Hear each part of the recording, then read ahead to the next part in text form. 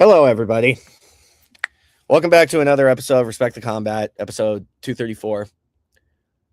Obviously, you can hear in my voice. I'm not happy. I'm not. Um, we unfortunately have to start off this episode with a little bit of an elephant in the room to give some clarification to people that are wondering what happened.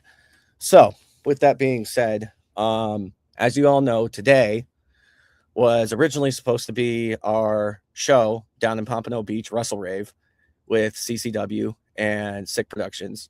Now, I will be completely blunt and honest, just because I kind of already have been, so why not continue? I didn't really like how this was going from the get-go. I felt on CCW side, in my professional opinion, they didn't really take the event all that seriously. It was genuinely like pulling teeth just to communicate with them. And it was kind of just a very, very stressful situation from the get-go. Now, what ended up canceling the show was this, I think it was like Sunday or Saturday. We were trying to figure out what the match rundown was starting to look like. Yes, I'm going into the business of things. I know I'm pulling the curtain back to all the little fucking marks that are online being like, yeah, shut. This is not the time. This is not the fucking time. All right. So we were talking with one of my partners was talking to his partner, and he came to find out that he washed his hands with the show. I'm not going to give any names here because I'm not trying to call people out other than the person who was directly involved in canceling the show. And so with that being told to us, we were trying to figure out how exactly the match rundown was going to happen. We were trying to get in contact with Nelio. We were trying to get in contact with really anybody just to get any type of information as to what was going on with it, because we were trying to have stuff set up for Sick Productions DJs in order to have their sets lined up. Because obviously, if you're a part of the rave scene, then you know typically DJs like to have their song or their track list lined up before their set, so then they know what they're going into. So, being as it may that we weren't getting any responses, I decided to take it upon myself to put together a match rundown draft. Now, mind you, this is where I messed up, and Monkey did warn me about this, telling me that I should have gotten clearance with Nelio first before I did this, which I take responsibility on that part. I should have. However, being that as it may, I put together a match rundown draft. I sent it out to him Tuesday in our group chat saying, hey, I know there hasn't really, I'm not sure if there's one that's been done. I put this together. Nothing on it is finalized. If there's anything that needs to be changed, do it. It's fine. Let me know. Because, this isn't those aren't my guys. Those aren't my wrestlers. Like, that's his promotion. At the end of the day, those are his wrestlers, not mine. So I was just trying to be helpful. I wasn't trying to take over the show. I wasn't trying to stiff arm him or whatever it was that he thought I was doing, because I can tell you right now, as soon as I did that, it went south. He was not happy at all that I did that. He was very upset. He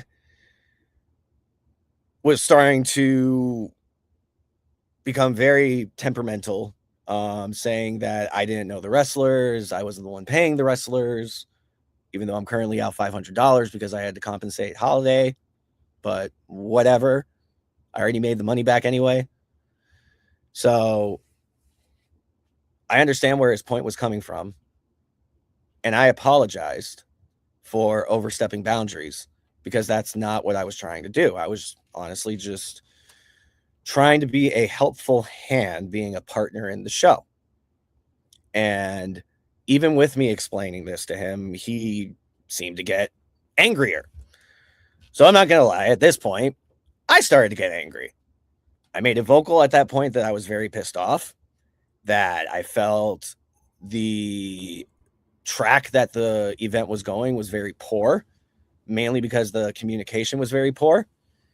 And I asked if, since the child, aka Elio, was not able to give me a proper explanation on what was going on, if somebody else could. And for that, I got additional clapback, which, okay, I probably shouldn't have called him a child. That was on me. My bad. I kind of have an unfiltered mouth, if you haven't figured out by now. And I stepped away from the group chat because it was becoming a very toxic environment and everyone was seeming very heated. So I backed off and I said, look, if it's better without me on the show, just, take me off the show. It's okay. I just don't want the entire show to suffer. And then I find out from Monkey an hour later that the show was canceled. And what makes me more upset is now, because of something I did, he's now blaming, or he's trying to blame Monkey as well. And he's trying to blame his company for the cancellation. So to anyone that's currently wondering, no, it was not my decision to cancel the show. No, it was not anyone's on RTC's decision to cancel the show. No, it was not Monkey's decision or anyone who was a part of Sick Productions' decision to cancel the show. It was Nelio's. And the only thing I can logically chalk it up to is ego. And mind you, I'm still green in this business, guys. Like, I've been a fan of wrestling my entire life since I was a kid, but I've legit only been working in this business since August of last year. Okay? I am new. I don't fully understand the wrestling politics. Mind you, I'm very thankful for all of the wrestlers that I have met, and I'm very thankful for all the people that I have developed relationships with now who have taken me under their wing, who have had patience with me and understood, hey, he's not trying to be a dick. He doesn't get it. So just be like, that's kind of what's getting me here, is that Nelio is someone that's been in this business for a very long time. He has been running CCW for a very long time. And for him to react the way that he did, to me, is very unprofessional and unaccountable, because I am taking accountability for my actions 100%. And I will again apologize for overstepping boundaries on that. However, there is absolutely nothing that this man has to take accountability for, because he didn't do anything. He had nothing to do with the decision that I made. Hi, everybody. Monkey, with that, I'll let you take over. I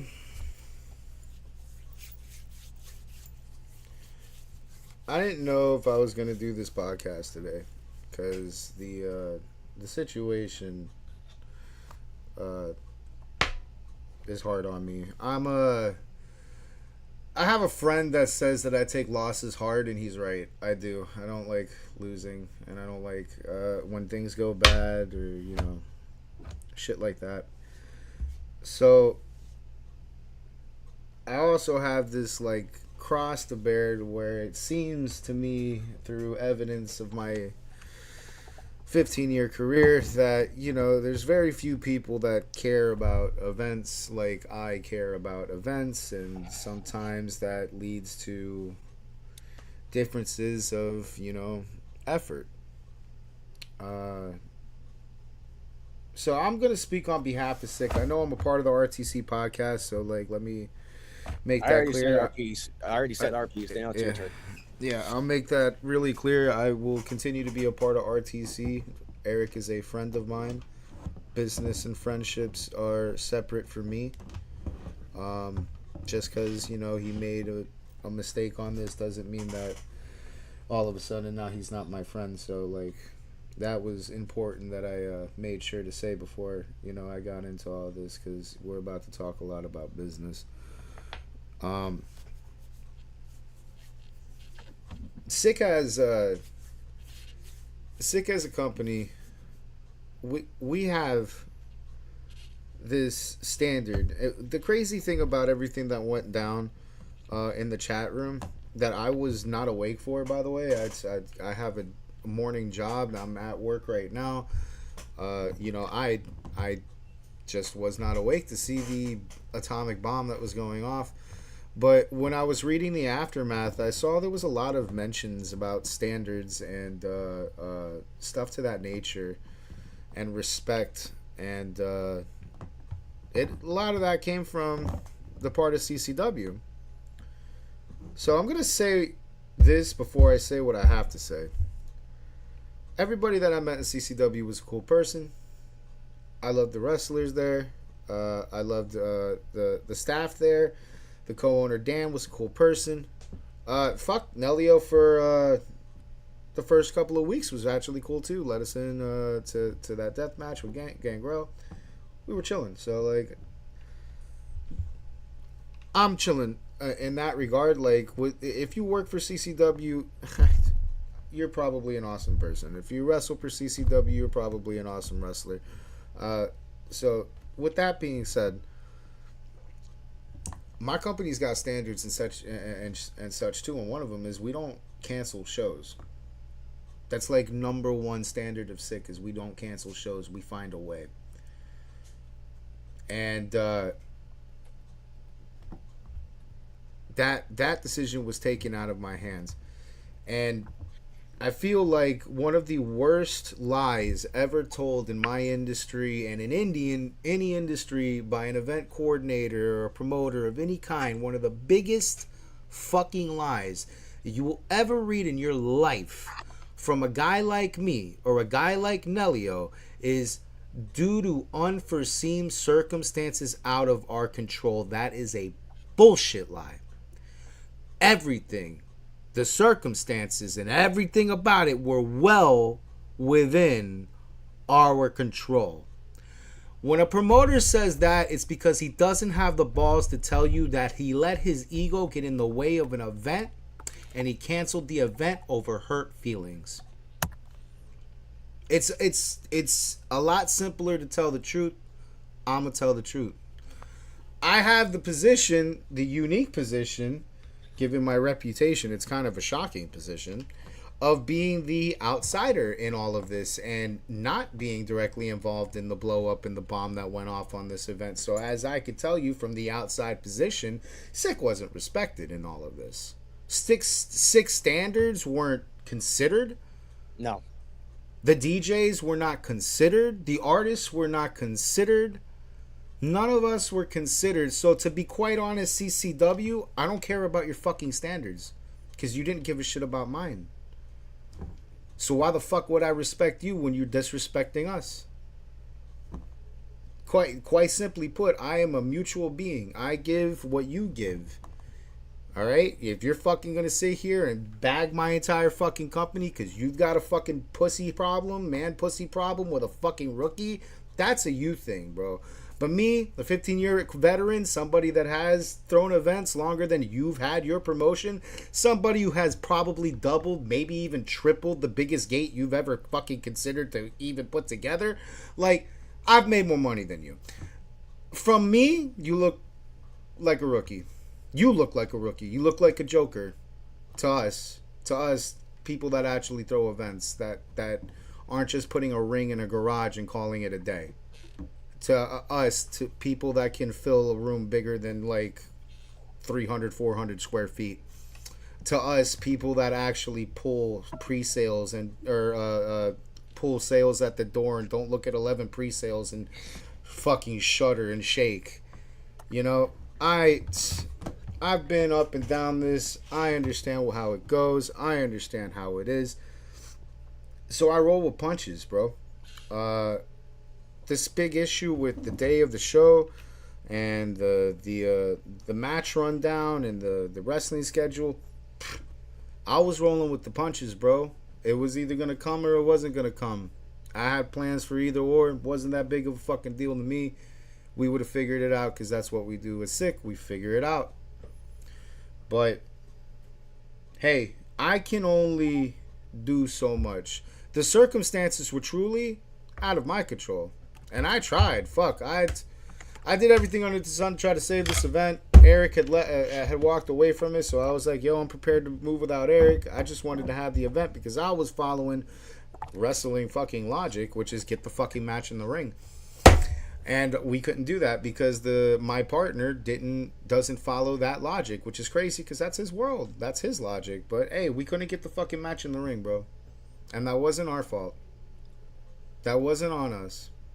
That was because some guy had a communication problem and inspired a rookie to do something rookies shouldn't do.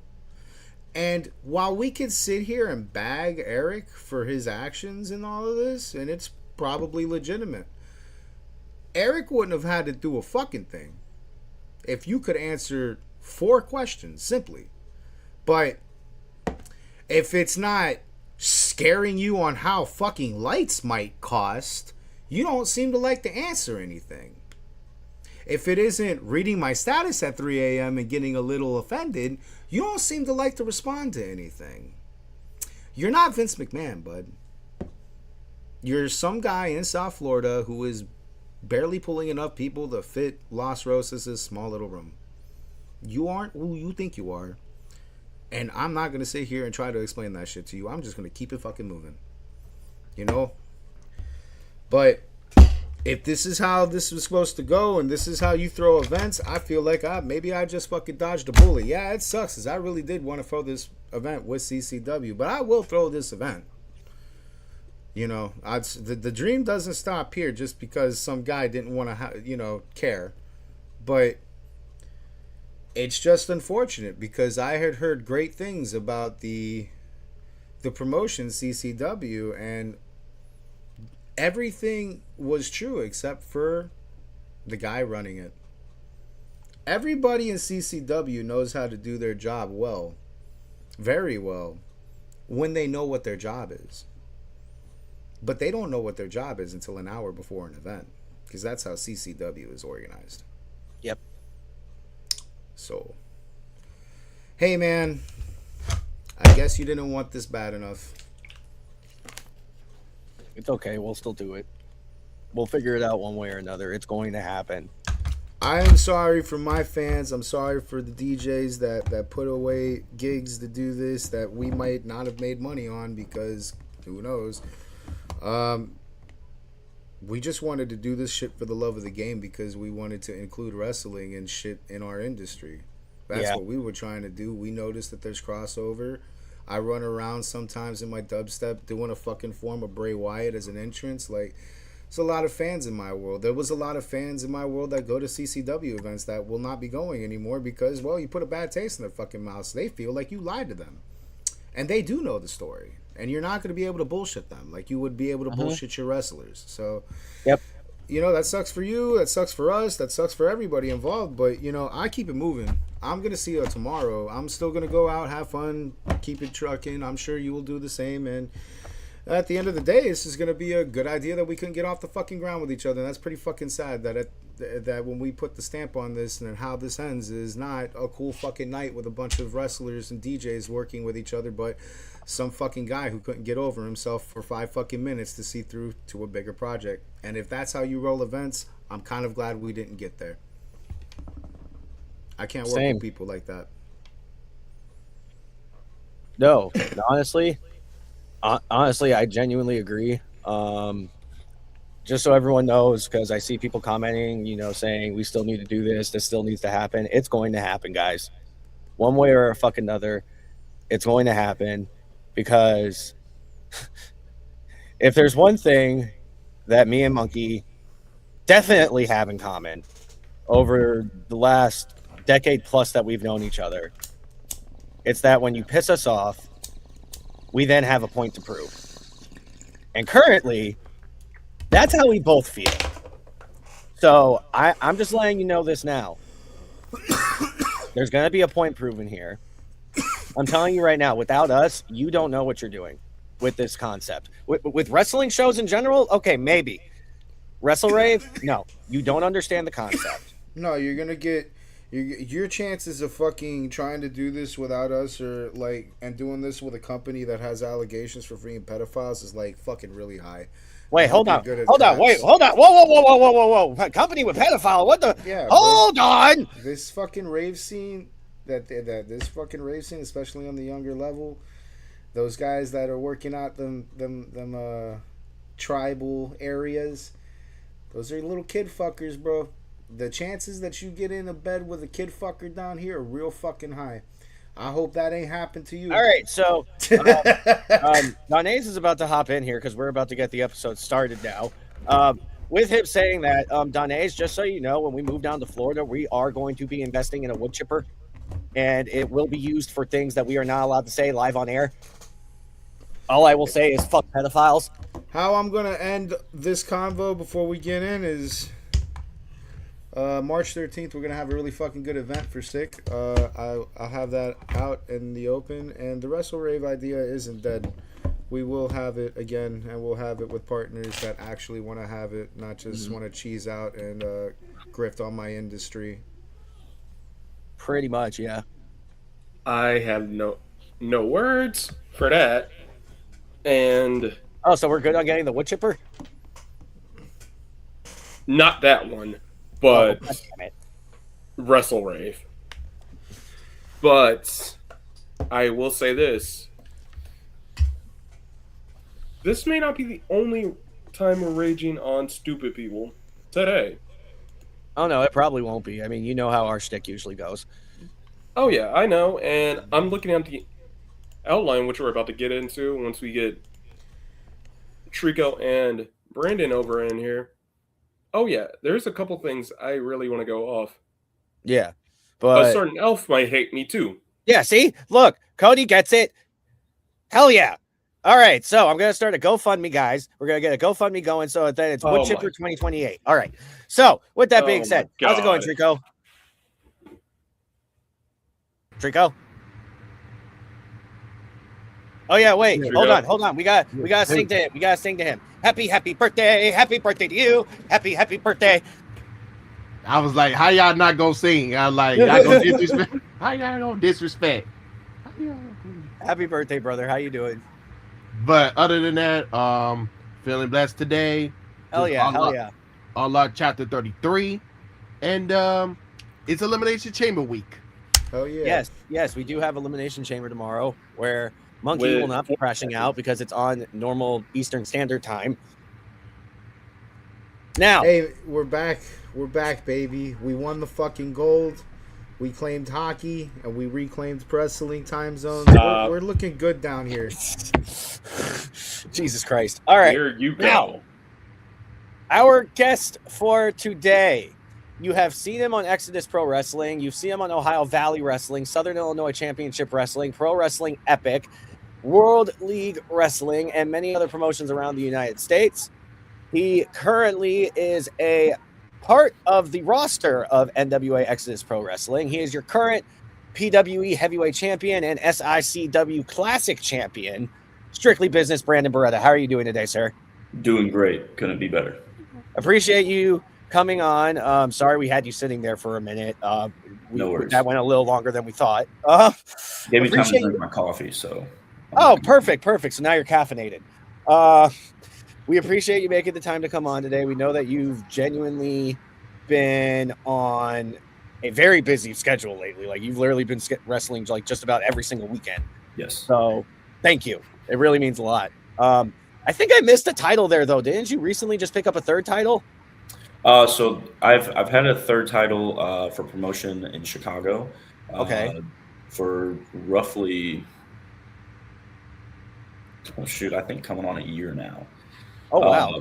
Yeah, but due to some scheduling stuff, like the whole thing.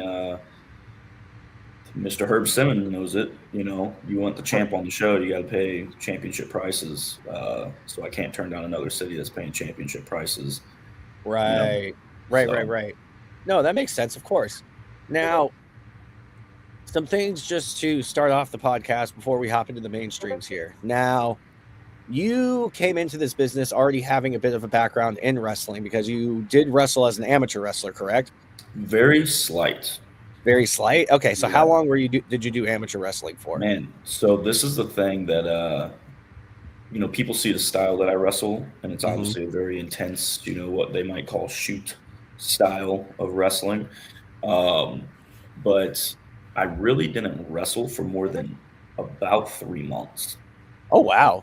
Yeah. So it was a very brief stint. And then I got pulled for a back injury from football and wrestling. Dang, that's shitty. What Yeah. position did you play? So I was very short but very wide at the time. So I was the perfect wall to be a starting offense lineman. Beautiful.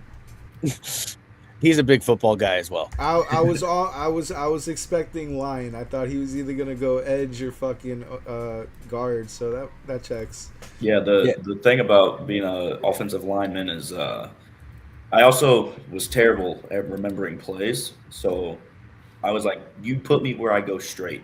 That's all I want. Perfect. That's a perfect offensive lineman, dude. Dude, put me where I go straight.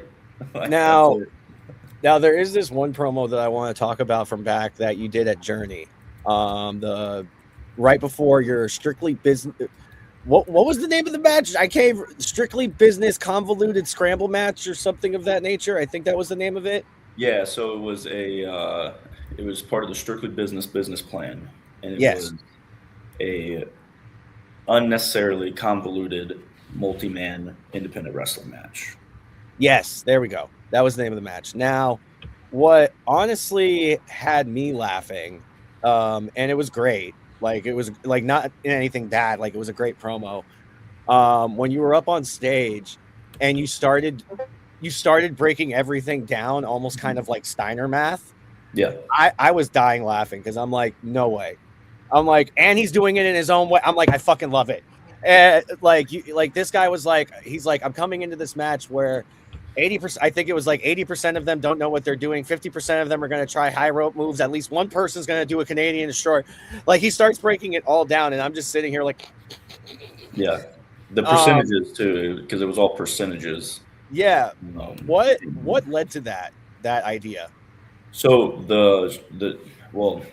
okay. So originally, the SBBP, the Strictly Business plan, Yes. was originally birthed from EC3. So built up the Good friend of the Strictly Business podcast. Brandon Barretta idea over almost a year, to where then I faced Dante Casanova, first title shot in NWA Exodus Pro for the NWA Midwest title.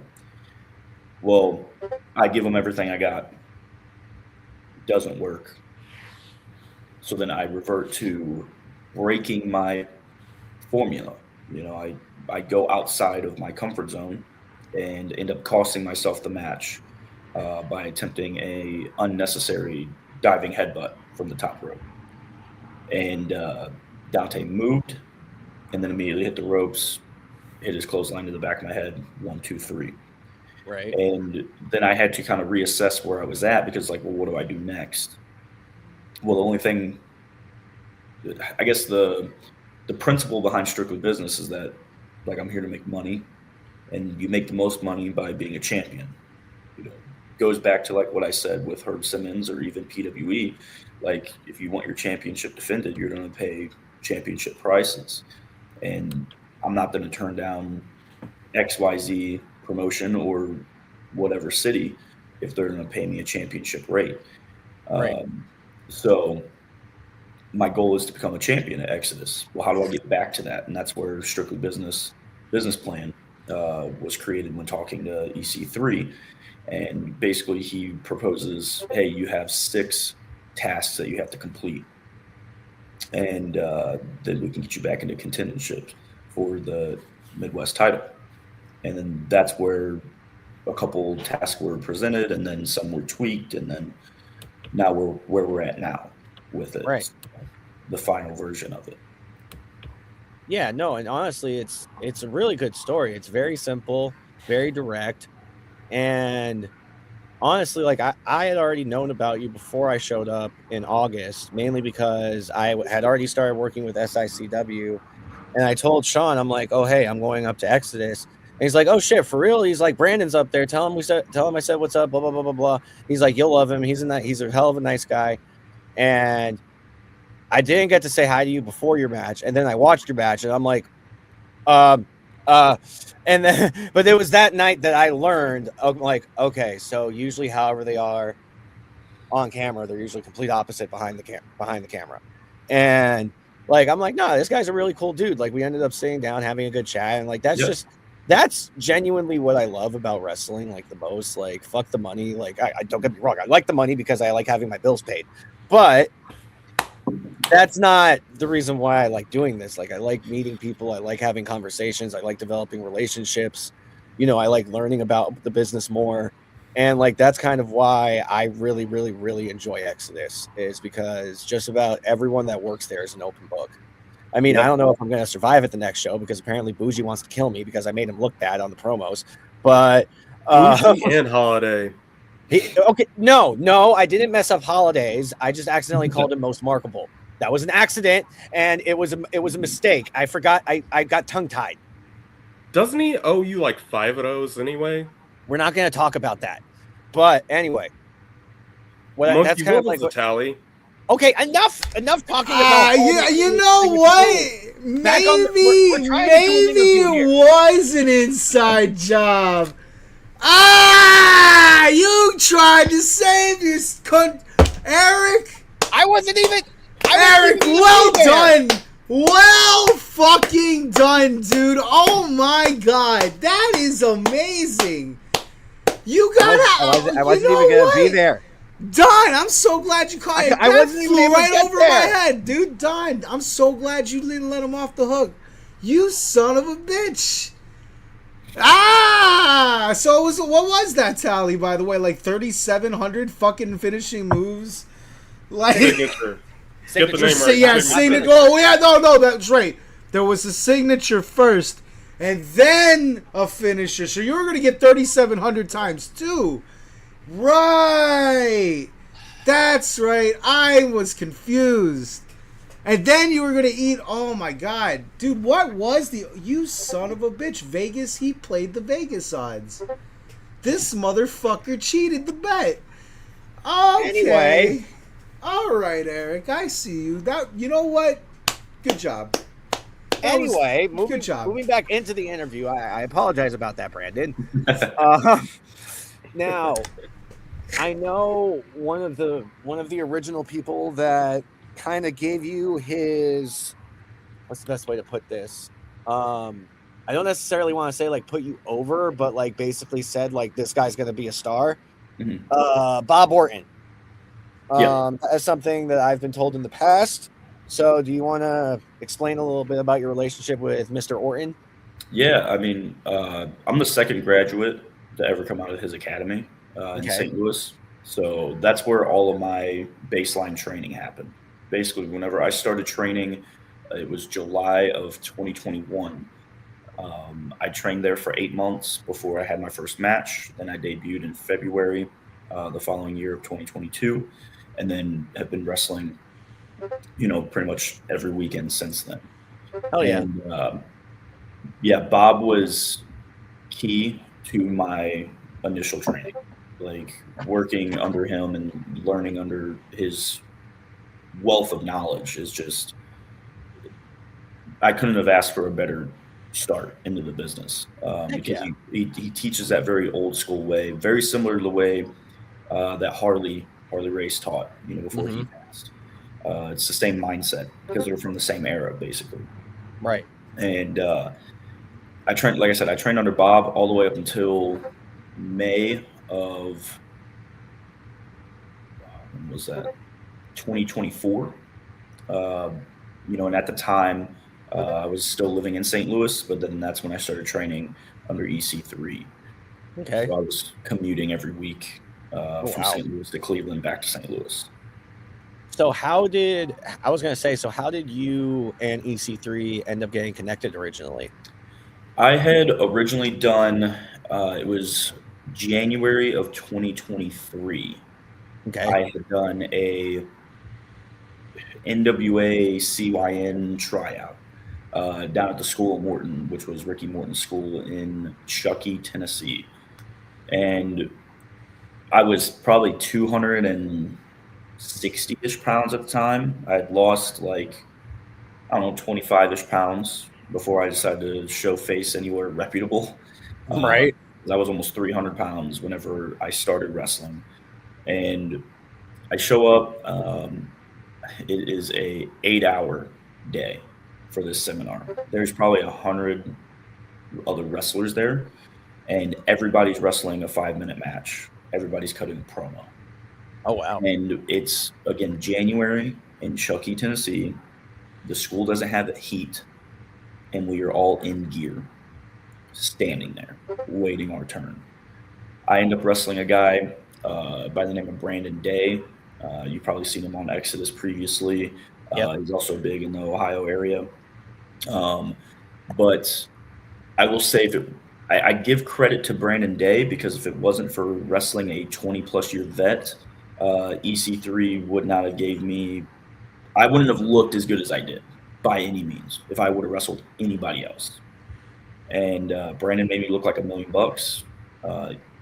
Even put me over in the match.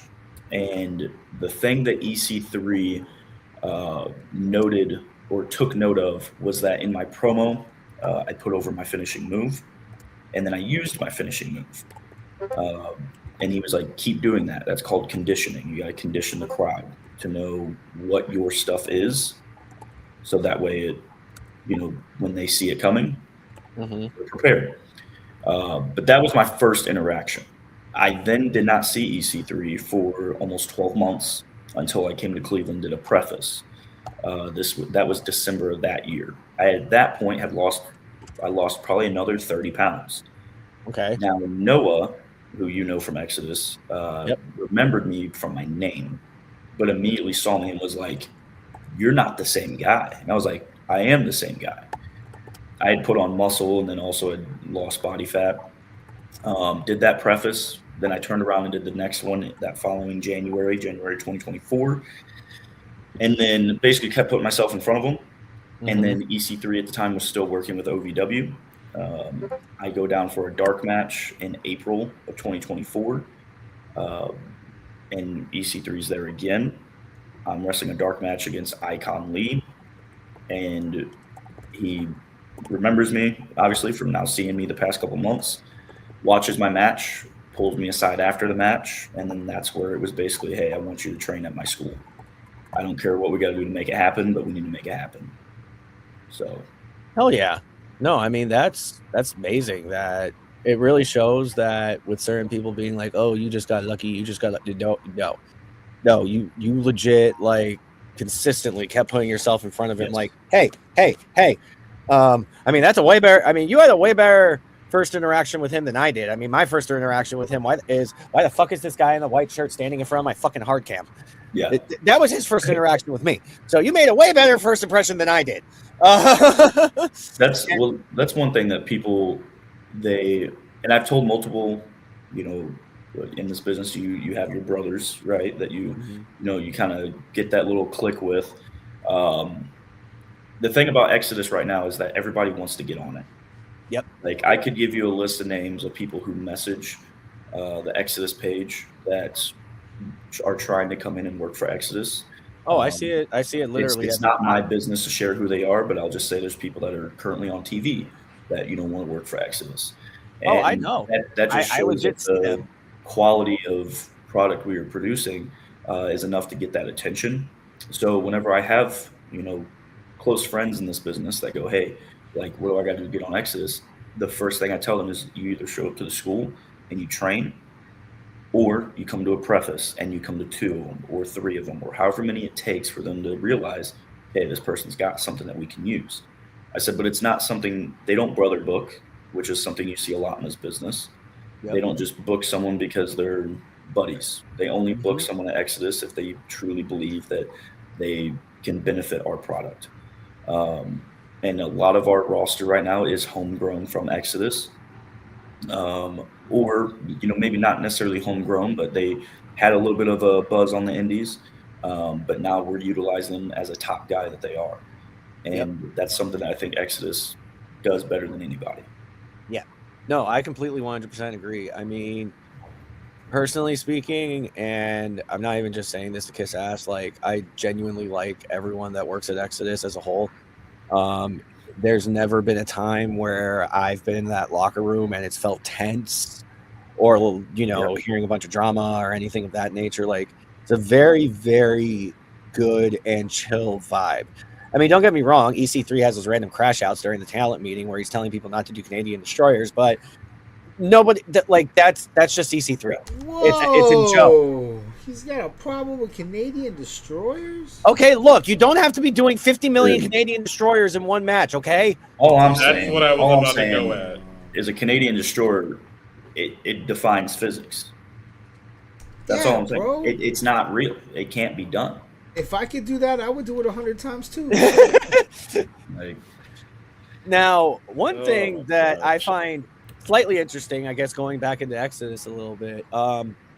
Apparently, I'm sorry, I can't talk about this one without laughing.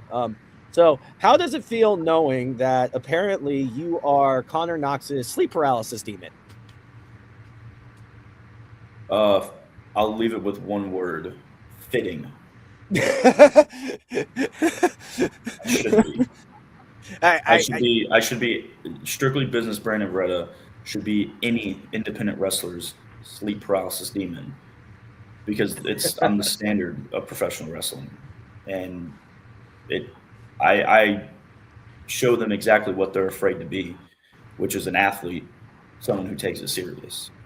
So 100%. if you're an independent wrestler and you don't take this business as seriously as I do, damn right, I should be your sleep paralysis demon.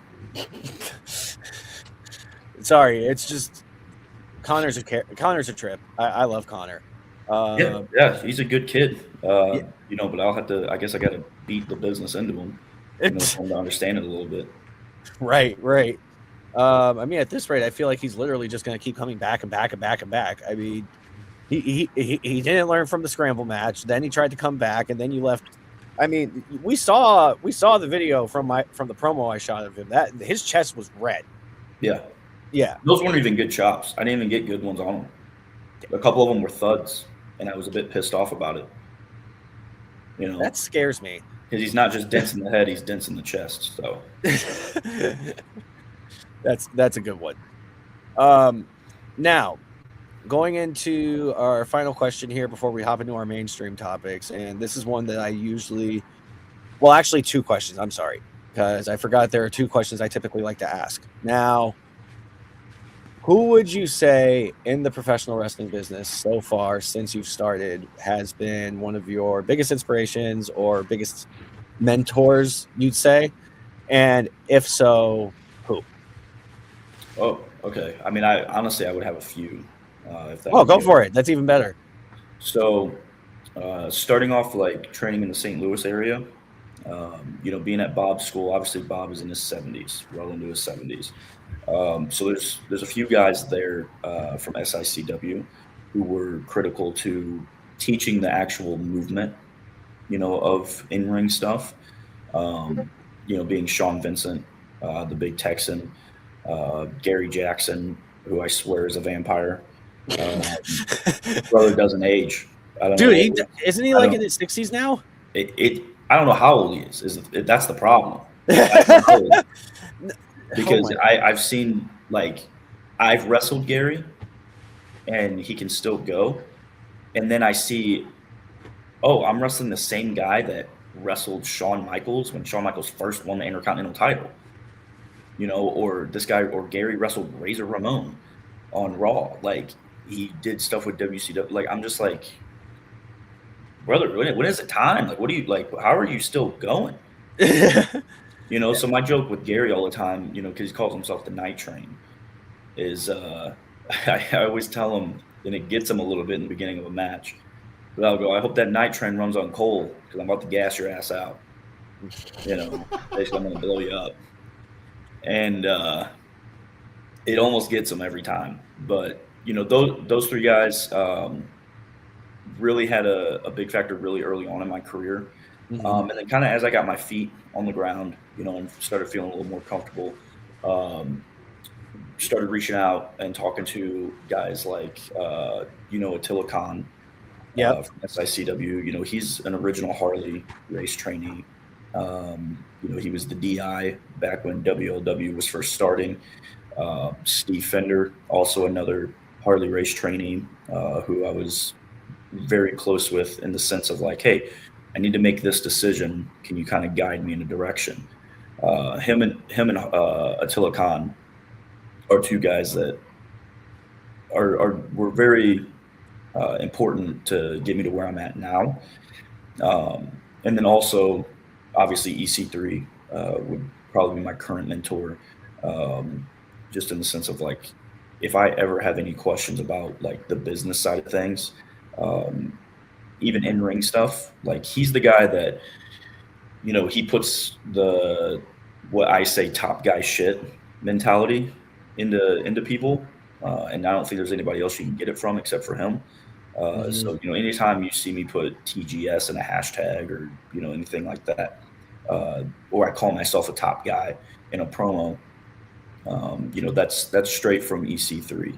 That's that mentality. So I would say those list of names, from Bob Orton to Sean Vincent to Attila Khan, Big Tex and Gary Jackson, EC3, Steve Fender, like there's a handful of guys I would say through my career have been very important.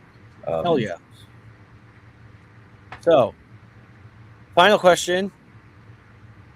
Say that you just got done with the show. Where is it that you typically will like to stop, and what will you order? Subway. Okay, well that's the first one. What's the order? Italian BMT. Mustard, mayo, lettuce, tomato. That's it. Foot long. Solid. Yes. Solid order. Hell yeah. This guy lives it, dude. This isn't some play. Listen, bro. I can tell off the bat when shit is genuine.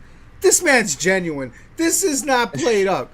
He is by the fucking book. Do it the fuck right. That was oh my god, that was it's the perfect way to end a show day, because you go typically the day before a show, I'm going strictly no carbs, and that's just to lean up a little bit before the show. And then the morning of the show, I'm literally just eating eggs. Like that's it, no carbs, nothing. About 6 to 8 eggs that morning.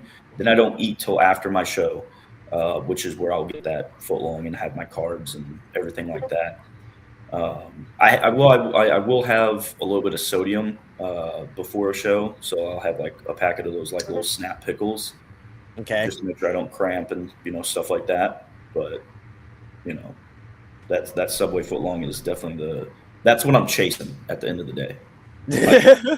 Nice. We've had the most egregious answers on this show for this question, and a lot of them end up at Waffle House. That was the first like by the book standard, dude. I'm a wrestler. I treat myself seriously. Like answer to that question, I was shocked at hearing. I was like, whoa. Man's going to Subway for a foot long, and that is a standard ass foot long. Like, we are not fucking around with my diet, my body here. All right, we are just. Oh no. You get specific like, foot long though. What's what? You say you get an Italian. It's an Italian BMT. So Italian BMT. Yes. It basically just adds ham.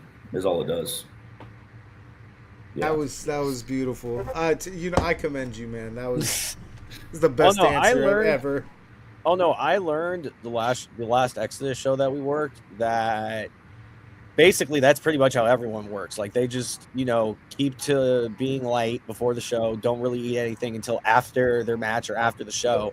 Like the last show, we had 2 full 24 packs of Uncrustables, plus a bunch of freaking Texas cinnamon rolls, plus all these bags of chips, plus 3/4 of that shit. It was gone. It was fucking gone by the end of the show. Yeah. I had 3 different people. Huh? I wouldn't have minded an Uncrustable, but I didn't see those at all. Oh damn. God damn it! I thought I was gonna make it out of the interview without pissing someone It off. fucking really is true, dude. It really God is true. damn it! Every single wrestler will not resist an Uncrustable. No, Like that. dude, I've done extra work for AEW a couple times, and those guys are on TV weekly. And I'm just gonna be honest. I've had one interaction with Daniel Garcia, and it was taking Uncrustables at the same time. I proceeded to watch him, and I mean, this might be out on him. I don't know.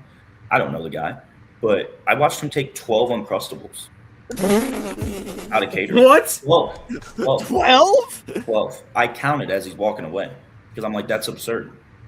They're 360 calories a piece. What are you doing?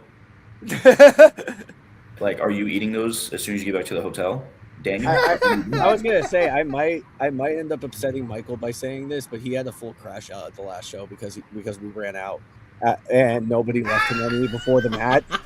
No one left him any after his match, and literally he looked in the box, saw there was none, and he's like, "Where the fuck are the Uncrustables?" Someone should have took that into consideration. Yeah, apparently two's not Because enough. you want to talk about a guy that takes himself seriously. I mean, EC3 consistently remains under 3% body fat. Yeah. So That's actually that's staying wants character. Uncrustable after his match. God damn it! Like EC3 should have one.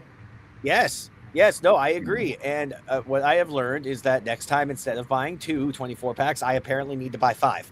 So Yes. That's a fair. I would just go to Costco. that's what I do. I just go to Costco. It's only like $15. My order was obviously like, because I was gonna get 2 boxes. Fuck. Yeah, because you knew what was going to happen. But You're I mean, still honest. Can we just talk about? Okay, so what is the obsession with Uncrustables?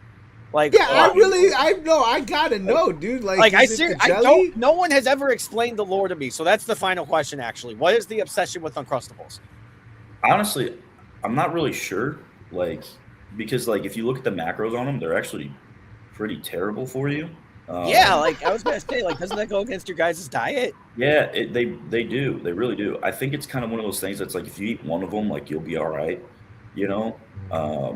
What's the math on 12? But that's what I was gonna say. Like,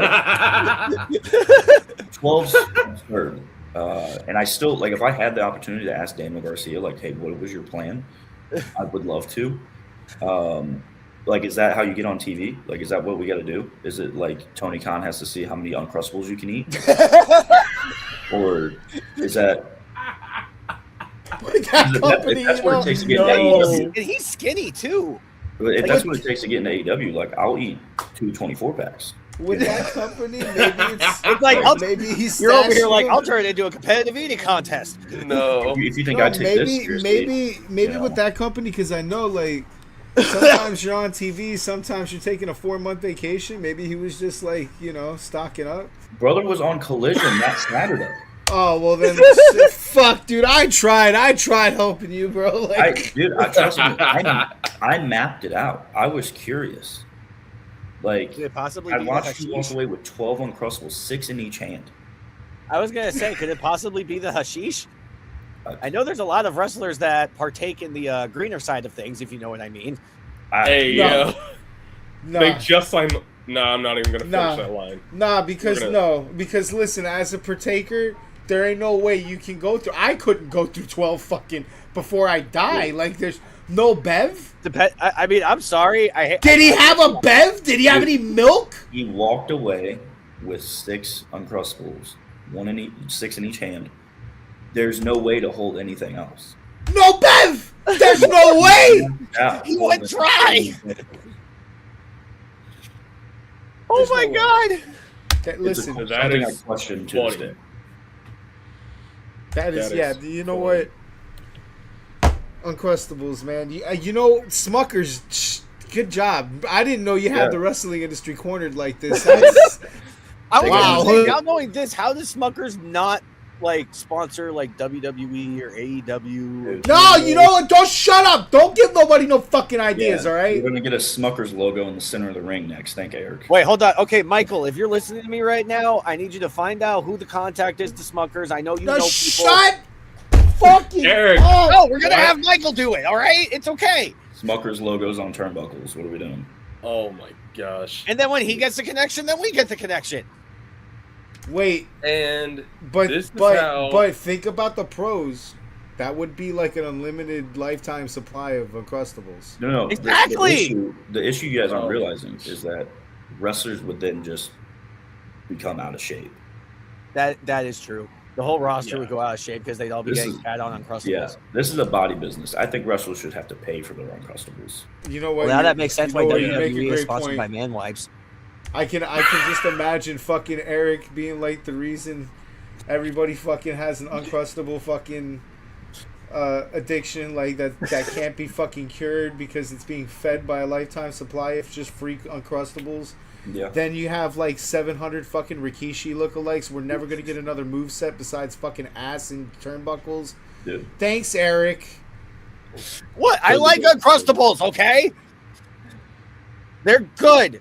I'm He not can on a say- diet. He can say that after the 500th fucking wrestler who has a finisher like the Annihilator.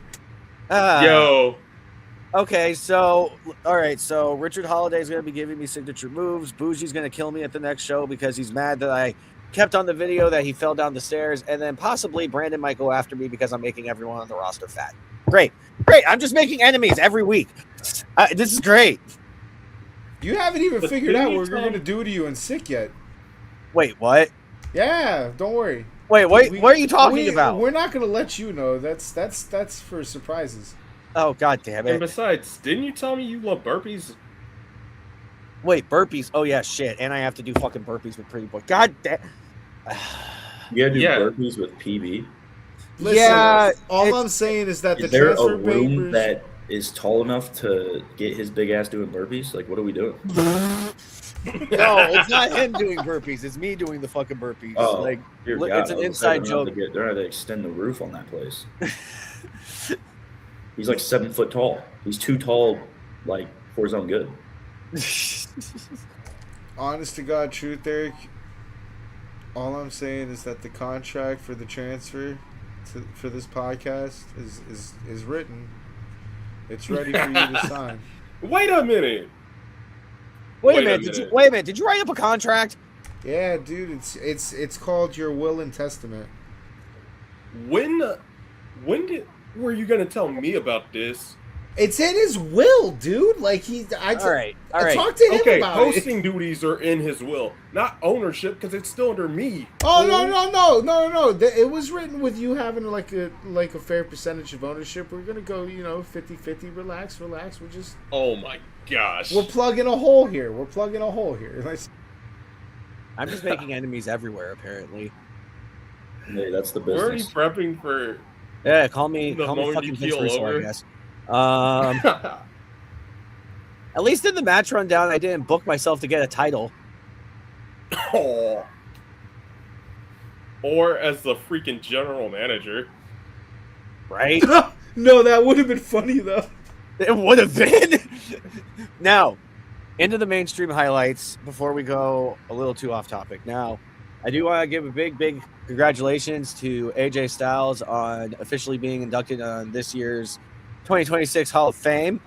I feel like that was very well deserved. How do y'all feel about this? I don't think they could have picked anyone better, to Agreed. fill in this year. I do agree with that. And even though I hated how Monday Night Raw ended up, which we'll get into with the injury portion because of two of them, but yeah, I think ending it with AJ's Hall of Fame announcement was perfect. Do I wish it would have been? It could have even been Nick Aldis, considering their history in TNA. I would have been happy. I got confused on why it was Taker. I think Taker's kind of almost become like that gatekeeper. To an Yeah, I was extent. gonna say I think he's the guy doing that now. Like was it Stephanie? Like he even, Yeah. like he announced her. Yep. They were like sitting in the crowd or something like that, and he like sat next to her and got a microphone and like something like that. I feel like I remember seeing. Yeah, that's how she got her announcement Yeah. at WrestlePalooza, I believe. Yeah, Yeah. WrestlePalooza. Yep. I think Taker's just that guy now. Like that's his kind of on-screen role of like, hey, you're going into the Hall of Fame. Because what did he say? He said, like he said that there's that one saying like, if you see me coming, you're already gone. But he changed it to where if you see me coming, you're going. Yep. Yeah. Yeah. So you see Taker coming, you're going to the Hall of Fame. You know. Trico, how do you feel about it? Well, considering what Darnell says, he got the Ric Flair Shawn Michaels treatment. Yep. He did. Now, But go ahead. Mr. TNA is going to the Hall of Fame. Yes. It Yeah, was he's it was proper. WWE. Is he the first TNA guy to go in? actually, yeah, I think so. I want to say he's the first TNA original to go in. Yeah. Yep. Now, something I did want to bring up that happened this past week on Power. This isn't necessarily in the mainstream highlights, but I noticed it yesterday while I was doing some work, and I couldn't stop laughing at it. It seems that Miss Kenzie Page may have decided to take a note out of Nia Jax's book a little bit. And when you see the clip, you'll understand what I'm talking about. Oh no. Don A's, I think you know which one I'm talking about because I know you've already watched this week's episode. Oh God. Here y'all go. Here, let me make sure the volume's up. All right. Getting the calisthenics in and gets tripped up. Just listen to the end. Whoa. Okay. Well, that's vintage Piper offense. Yeah, seriously. Oh my God, my Kenzie. Oh Lord. What did she say? Oh my God, my ball.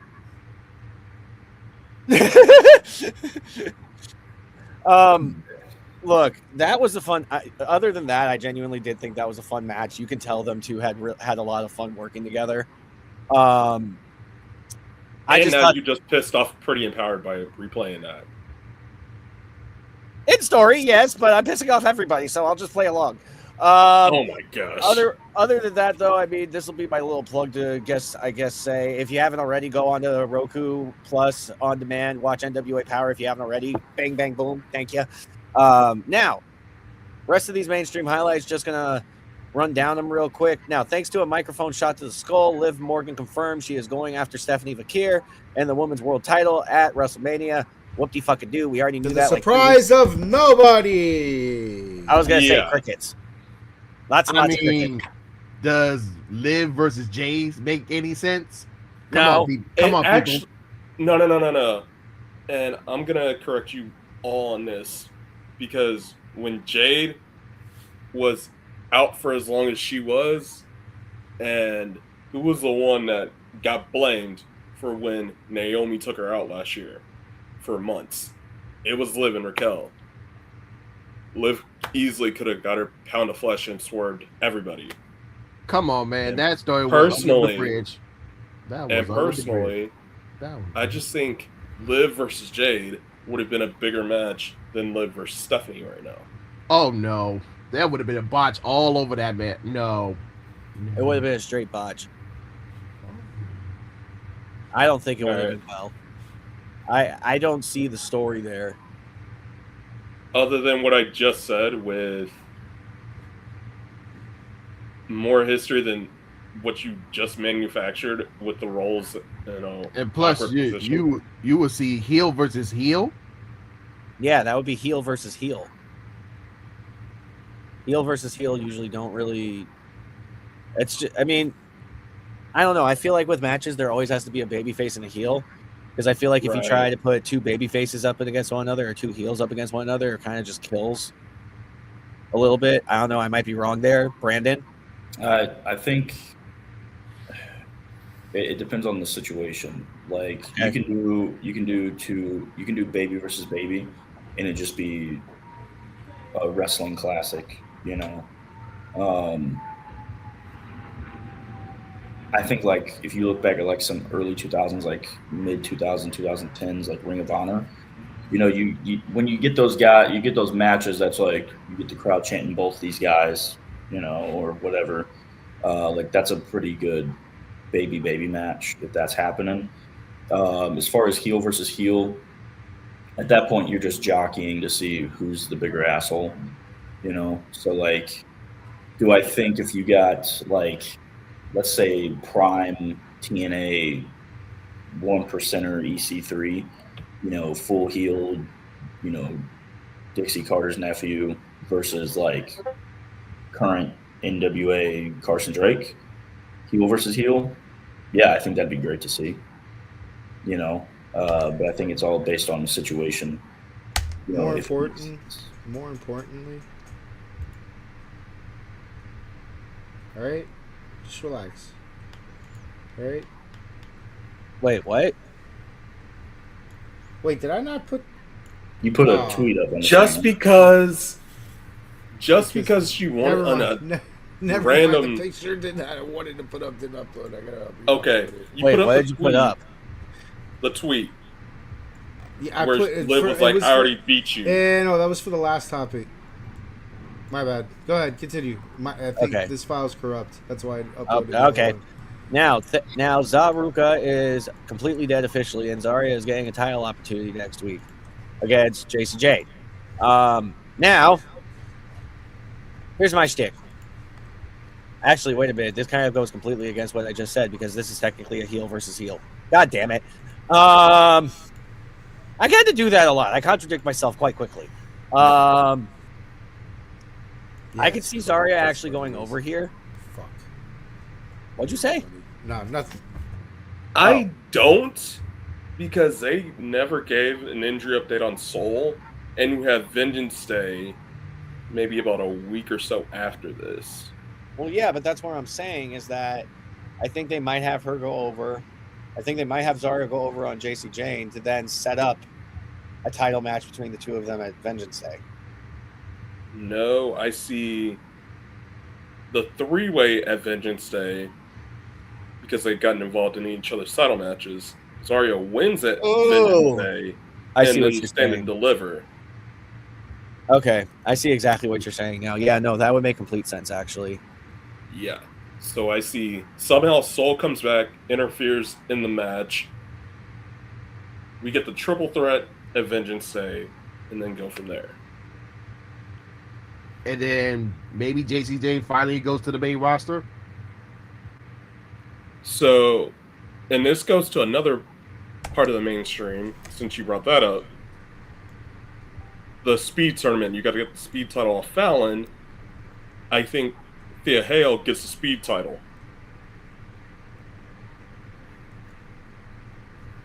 Where is that? Is that still streaming on X? No, Nope, they put the they speed titles canceled on that and they NXT. Yeah, they bought it NXT now. Oh, it's like on NXT, like on the CW. Yep. Yep. Yep. Mm-hmm. The Oh, speed titles are officially NXT canon. Is Which this the where the 3-minute deal, yes. Oh, okay. 3 minutes. Even though Ilya Flair won the speed title in a 7-minute triple threat match. What was the whole or no, maybe yeah, never mind. Maybe we haven't gotten there yet. What? The whole the betrayal that happened on NXT. We're talking about Zaruka, yeah, that's it. Yeah, oh okay, so we are there. Yeah. Alright, cool. Yeah, that's what I'm saying. Like, Zaruka, and we transitioned into Fatal getting caught up, which wasn't led into another point in the mainstream of the speed titles, with Ilya Fire being the new men's speed champion after that 3-way. Yes. And then now, Thea Hale is fighting the winner of Ren St. Clair and Nikita Lyons, with the winner going on to fight Fallon. And that's why I was like, Thea's going to end up with that title, and then Fatal gets caught up probably after Mania. All right. So I just combined them. Yeah. No, you're good. And then another thing actually about Wait, Ellie on the floor. Before we is- bypass, because you guys missed on the whole Sol Ruka thing. No, we just talked about no, it. No. You missed one important detail. What? Do you remember what happened the last time a surfer got screwed? in wrestling by a best friend? Oh, Can you yeah. do you not see? Do you not see? Let me show you. Hell yeah, bro. I can't wait. Oh, for the love of God. I actually can't wait, bro! Come on, dude! Bro, Soruka coming from the rafters! stop! Stop! Here's What the hell, monkey? No! no. No! I had to uninterrupt that. I had to uninterrupt that to make sure I got that shit in. No! Stop! That's what he's been doing. Here's the dumb part about that. Oh It's not gonna God! end up Sting. Oh God! It's not gonna end up Sting with anything. It's gonna end up 2017 Becky Charlotte, because you heard the cheers the second Zarya beat the out of Soul. So I think we're going to get heel Becky and Zarya versus babyface Charlotte and Sol Ruka at Stand and Deliver for the title. You mother freaker! I'm sorry I had to make the comparison, but the No, second they not started- not you, monkey. What the heck?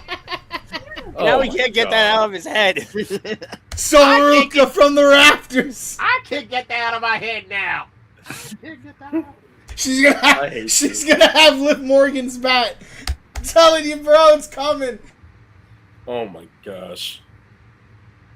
You're a fucking idiot, monkey. Can we I move on? I was trying so hard to extend because that was the one I was trying to upload. It wouldn't fucking upload. I'm so glad I fixed it. I didn't We want to wanna let that talk about the Vanity bypass. Project before Monkey just kills. Yeah, we're gonna move on. The Vanity Project are the new NXT Tag Team Champions, and as Donna's already mentioned, Elio LaFleur is the new WWE Men's Speed Champion, which he is the first French WWE Champion since Andre the Giant. Yeah. Yeah, very, very nice little stat there for y'all. Shawn Michaels has confirmed that Stand and Deliver will not take place during WrestleMania weekend for the first time ever and will be on April 4th in St. Louis at the Factory. That's intriguing to me. I'm wondering why they didn't do it. Wonder if it had anything to do with ticket sales, and maybe because of the fact that a lot of people don't want to go spend an arm and a leg in Vegas.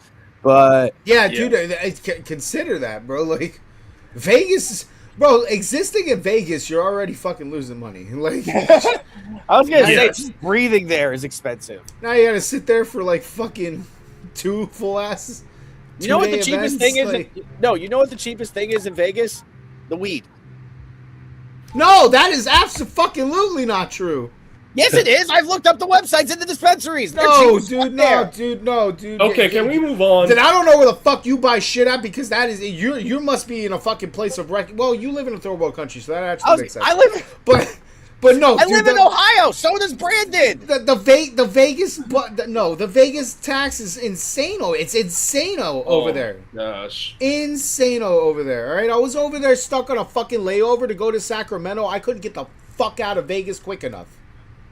Can we talk about Miles Bourne before you two just start talking about weed? Weed is great. Make weed great again. My gosh. Now, New NXT North American Champion, Miles yes, Bourne. Miles Bourne is the new NXT North American Champion. Oka Sasuke, who is on an excursion from Pro Wrestling Noah currently, made his NXT debut in a dark match this past Tuesday against Stax. Independent star Zozaya made his NXT debut at a live event this past weekend under the name Romeo Moreno. And after destroying Sheamus with a cold and being one of the trainers for Bayley's Lone Star seminar, Ivy Nile has launched her own workout series with her husband Ari, training with Emily on her YouTube channel. One thing I wanted to mention, with Miles Bourne becoming the new North American champion, him and her girlfriend Stephanie Vaquera become the second couple Here you to ever go. win the North American title, with the first being Carmelo Hayes and Kalani Jordan. I knew you were going to bring that up, but okay. I mean, I'm not mad at it. Honestly, that is a good feat to reach. Now, to Go down their injury list before we go into the DLC updates. Bronson Reed. Oh, fuck me. Do we have to do this fucking... this is gonna hurt. Bronson Reed is currently out with a bicep tear. All right, stop. Before you go anymore, I just gotta... What the... Is it a curse? What the fuck is wrong with the Vision? Like, now that they're all... I'm afraid for Paul Heyman. The original Vision is dead. Now, I'm afraid for Paul Heyman, bro. I'm actually afraid for Paul Heyman. I think he's gonna, like, step out of his house and fucking shatter his fucking ankle, and then he's gonna be laid up too for 7 months. Like, dude, what the fuck? Holy shit! I do agree with you on that. It was originally Seth, then Braun, now Bronson. So they just have they just have Logan, Austin Theory, and Paul. Yep. They put their whole fucking poker chips on that fucking faction, and all 3 of them are dead. I haven't seen that. That is a catastrophe. I haven't seen that something like that in a while, bro. Like, It's been a long time since some shit happened like that. The original plan, and I guarantee you this, was Braun versus Seth at Mania. Yeah. Or the implosion of the Vision after Mania. And then Seth went down. Yep. Now, Braun destroyed his, like, freaking leg, and he went down. That screwed up that match, depending on Seth's recovery. Now, Bronson, off of not only tripping going in to break up a cover, but also a German suplex, which I don't know why they had El Grande trying to lift him. Wrestling, baby. Nah, Bronson landed awkwardly, and I think that's when it happened, and he just aggravated it when he off of breaking up the cover. Because you could tell when he landed off that German, he was just done. What the fuck is Paul Heyman gonna do now, dude? Like, God. Invest in Pokemon cards. Invest in Pokemon cards. I mean, it probably has a hand in why they kind of maybe brought Brock back into the fold. Oh, yeah, he went immediately back to Brock that night. Yep. True. Because that's the only thing they can do now, unless they pair him with somebody new. Who the fuck are you gonna pair him with? Man, that sucks. What a catastrophe. I do think we get either probably Brock Oba at Mania. Yeah. Listen, I'm gonna tell you how it's gonna go. Like, Brock's gonna appear. Who's gonna challenge? When Brock's appear, who's gonna challenge? And by that last week before WrestleMania, Oba comes in. That's how I see it going. Yep, which is not a good build. But what the hell What if? Although I really do, I actually see Oba Femi is the more probable thing in that scenario. But what if Gunther? Nah, they're gonna save that for SummerSlam. Yeah, because that's in Brock's hometown. True. Yeah. Oh yeah. Okay. If we're gonna retire, yeah. All right. Yeah. I forget he's Gunther's doing the whole retirement thing. Career killer gimmick. Yep. And as I was talking with Keebler a few days ago, there is a short list of people that could actually give Gunther a legit feud with the momentum he's built. That's what I'm saying. Like, if we're not talking careers, remember when Brock came back? Like, the first thing we all said on UWO, the match to book somehow in some way, don't know how, is Brock and fucking Gunther. So they was originally supposed to have that at WrestleMania 40, but hey, you know what happened. Yep. So I mean, your WrestleMania plans are fucking cooked, and then cooked again, and then cooked again, and then cooked again. You might as well, bro, at least fan service this shit and put Brock Lesnar in a fucking feud with Gunther, because that is legitimate. Nah, Oh, I yeah. think good this match is gonna be with Rey Mysterio, and he retires Rey Mysterio at WrestleMania. Nah, I don't think Gunther's gonna do that. I think No. Dom With this gets Rey whole Mysterio. feud with Dragon Lee, like, where is this going? I think Dom I gets Rey do Mysterio. agree with Trico. I think we get the Ray match at Mania because I think we get Dom versus Finn for that IC title at Mania. That would be the only. Yeah, I can see that. That would be the only way is if we're putting Dom in a title match. But I really, dude, I understand how much what you're saying makes sense because I could see it going that way, especially with like how they do things. But I really deep down feel like Mysterio's going out with his kid. But you have Dom losing to Penta on Monday. That's how you get the Ray match. The only way I see Dom not going against Finn. That's going to be a is if telling Penta match. wins Monday. Yeah, that's going to be a telling match. I agree with that. Okay. Before we trail off, let's scroll down a little bit in these mainstream. And well, wait. really our injuries. We stopped on the injury list. We need no, everything after. Yeah, we stopped in the injury. My bad. Because Maxine, like hers was just kayfabe, and I don't know why they did that and kept that part of the scripts.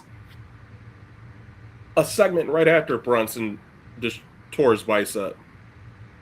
You stick with the plans, bro. Shit's already written. True. Fair. And then Jada Parker's reported neck issues were just fabricated by the media, including Self, and she's back. Screwing over Blake Monroe to where Blake can't beat Thea Hale. And then the big one, which was the big one just for the aftermath, I would say, is Penelope Ford suffered a sprained ankle after a missed moonsault to the floor. Oh yeah, I saw that.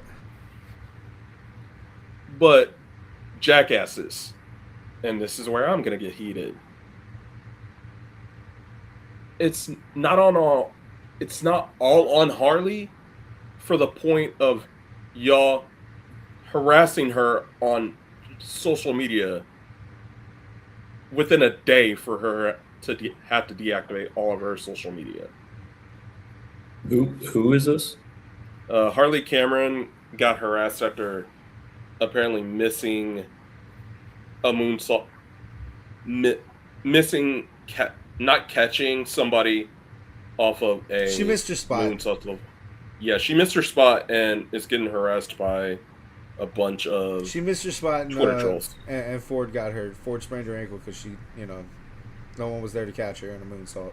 So she sprained her ankle, might be out for like 2 or 3 weeks. Yeah, but and people on the everyone's internet harping on the ones that should have caught her. Twitter is a reckless abandon. That's where we get most of our followers and views, which is crazy that I'm going to say that, but it is reckless abandon. So yeah, I mean, honestly, like from being in the business and being a wrestler, I doubt the person that like did the moonsault was even that mad. Like if she would have like snapped her leg or something, yeah, probably would have been a little pissed off. But like a sprained ankle, like you'll wrestle in 2 weeks, if not the next week with a brace. Like it's that sounds a bit blown out of proportion. Just being someone who's an in-ring competitor, like people shouldn't be jumping down anybody's throat, regardless of stance of whether they're a fan or they're in the business. Like that's a and B type of conversation, I feel like, between the person that missed the move and then the person that was supposed to catch that person. I really agree. What is the term, the internet wrestling community, IWC, that people always talk about? Like, I don't know, people are quick to judge when they've never stepped foot in a ring or been a part of a match or anything like that. Like that stuff happens all the time, and you can't be mad or berate someone just because a mistake happened. Yeah, no, I mean, unfortunately, in this business, mistakes do happen on a regular basis, and there are some people that take it way too seriously and feel like that their opinion means something to where they have to almost harass the wrestlers, and that's just not right. Like, I don't agree with that whatsoever. No, like I don't know. It happens all the time. Like, I mean, Bro, if there was parlays, I'd understand the rage. If there was like betting and whatever, yeah, okay, I'd get it. Like, I mean, but again, like even then, like who the hell's betting money on who's betting money on professional wrestling? That's what I'm saying. There's no parlays, so this shit's unwarranted. If like this was like costing people money, I might be able to understand maybe some sort of aggravation to it. But like, bro, it's fucking. But even it's then, professional wrestling, bro. Get over it.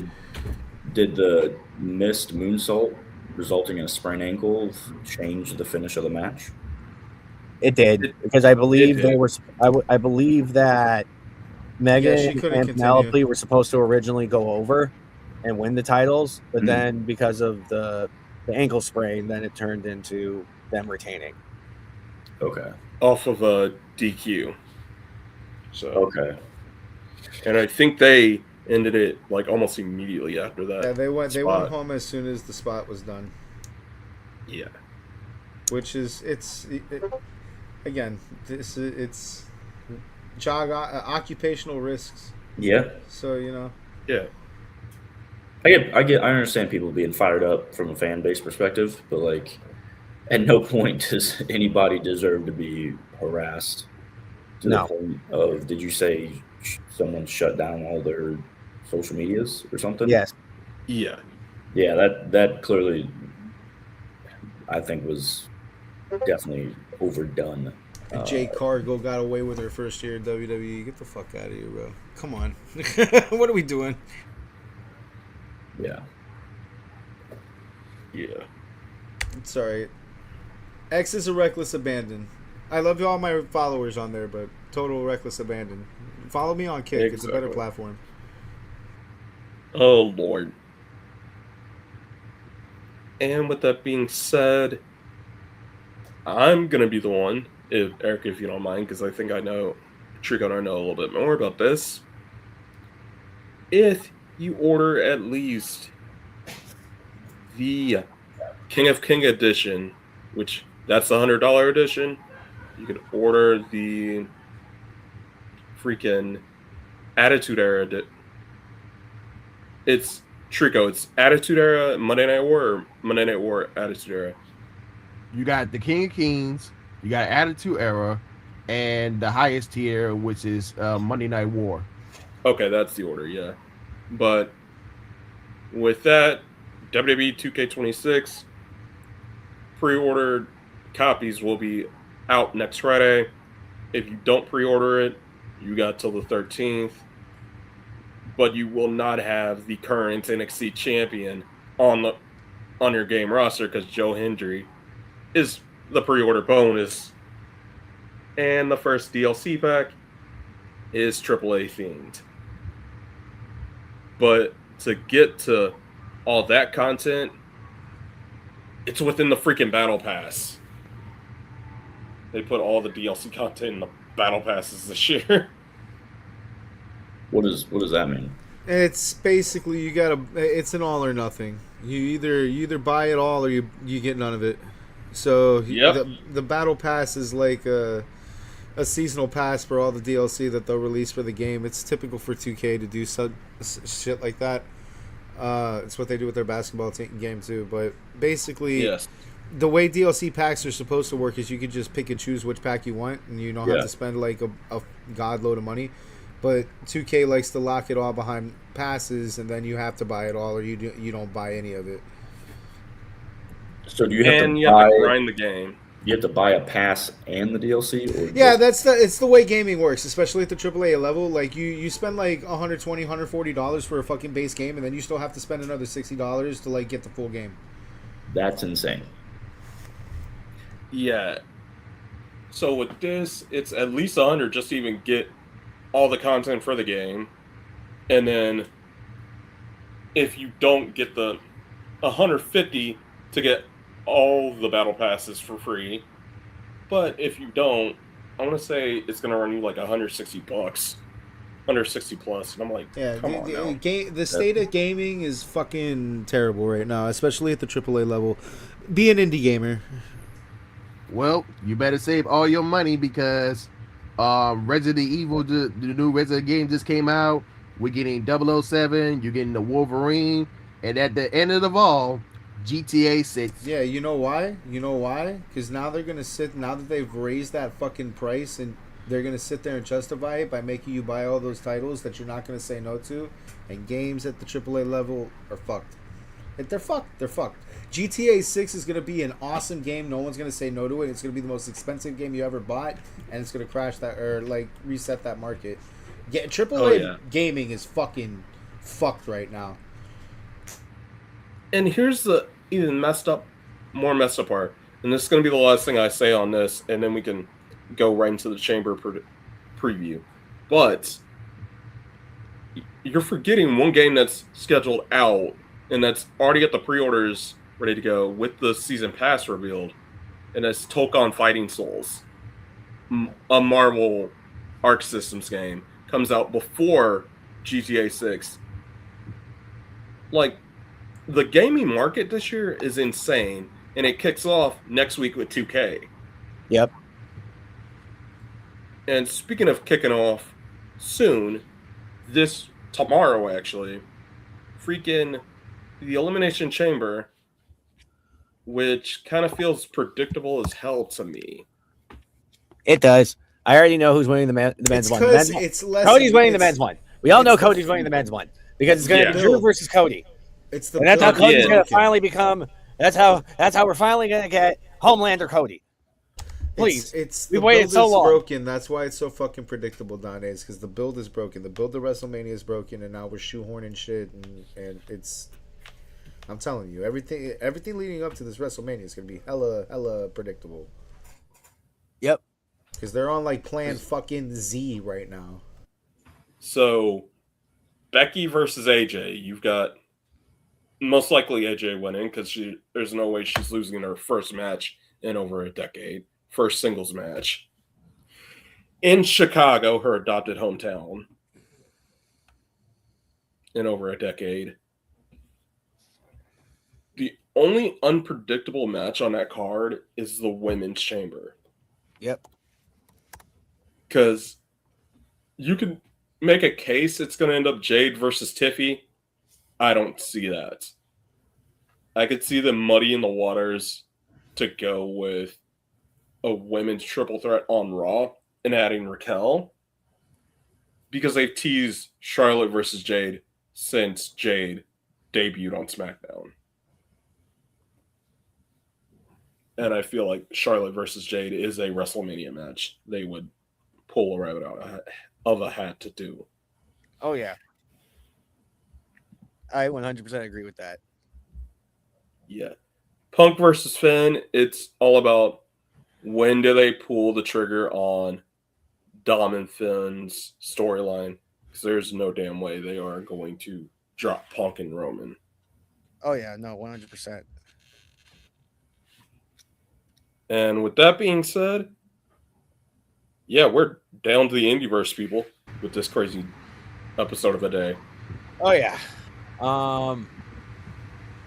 And no, I'm not stating this as news just because of the fact that this person happens to work for Nelio. It is actually very unfortunate that this happened. Florida independent wrestler Nicholas Hernandez Lucero, that also works as a surgical tech in the Miami area, has been detained by ICE. I'm so glad we're covering this. Has been detained by ICE since February 11th. This one's a little bit messed up only because she has been going through the proper documentation. She has a work visa. She has her paperwork. She's been in the process of becoming a citizen. And there is not necessarily a full story release. There isn't like any body cam footage of showing like how she was acting or any of that thing of that nature. But same time, like, I don't necessarily agree with this pickup. I really don't. I hope that her husband is able to collect the funds that he needs to in order to rectify the entire situation. And yeah, this is why we got blue-haired people running around saying ICE is evil. Because unfortunate situations happen like this. Like, what's crazy to me, this story is actually very black pilling to me. We all know we run the Thursday U-Pull podcast, so like I've been on my black pill shit lately. This is, I just want a pet gator. Societal at a societal level, very black pilling, because like when you go and watch people like interact with this particular story, and then you know what you know, which is better than what they know. Motherfuckers like come up with like any fucking reason under the sun to justify this shit. Like it's a good thing that it happened, but like motherfucker, I watched the same video and read the same fucking words in the same fucking articles being written on this woman as everybody the fuck else. And I couldn't, like, there were so many people just fucking convinced that she didn't have a work visa. I'm like, yo, hello, do you know how this shit works? Like, she had to have a work visa. You can't just get a job as a surgical tech. Like, you can't just walk in and be like, hey, I want to work here. Like, they're gonna ask you for documentation. They're gonna ask you to make sure that you're a citizen of the or not necessarily even a citizen of the United States, but that you are legal to work in the United States. I mean, Brandon, correct me if I'm wrong here, but don't you technically have to do the same thing as a wrestler?